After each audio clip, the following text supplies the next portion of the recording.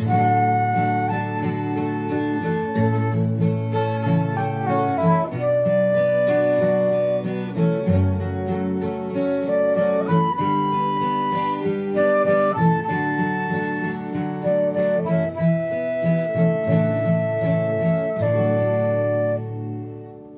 this is session 4 of I'm a Citizen of. We ended yesterday by thinking about how well do we care for one another as God's children. In this letter to the Philippians, Paul ends by pleading for unity. And he says this, I plead with you, Euodia, and I plead with you, Syntyche, to be of the same mind in the Lord. Now he says who these women were. They weren't troublemakers. They were people who'd contended with him in the cause of the gospel.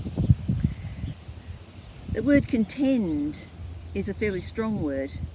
It seems to give the impression that they'd worked hard alongside Paul, and so they'd been a great asset to him. And now he's pleading with them. Again, the word plead is quite a strong word. He's begging them, please, please. And not only speaks to the women, but he speaks to the others and says, please help these women to settle their differences. There's a real sense of urgency. The differences have to be dealt with. Now, if these women had contended alongside Paul in the cause of the gospel, they were serious Christians and they really wanted to spread the message. We don't know what their differences were, but the fact that they had differences was alarming Paul. The reason for his alarm was the damage that their differences were doing to the message they were wanting to spread. Now, the people of Philippi would have been familiar with Roman entertainment, how there would be animals fighting animals, gladiators fighting animals, gladiators fighting each other.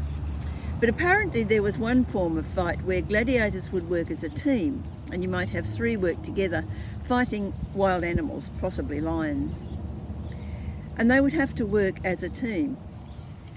Imagine if one of them actually bumped the other one and the other one turned around and got really cross with him and they started fighting each other. The people would just laugh at them. It would be ridiculous. And of course the lions would take great advantage of it. When Christians fight one another, people just laugh at the message. They're telling us one thing, but they're not living it. One of Satan's greatest tactics is to get Christians battling each other. Now, we know we don't always agree because we've all got different life experiences and we're all at a different stage in our relationship with Jesus.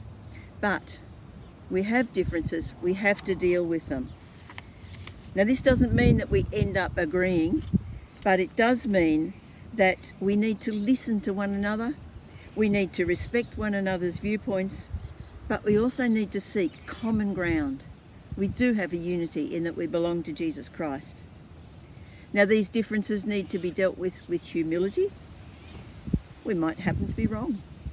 Or, I see your point of view now. I didn't understand it before. I see where you're coming from. And we also need to resolve to love and care for them, no matter what our differences are, because they are our brothers and sisters.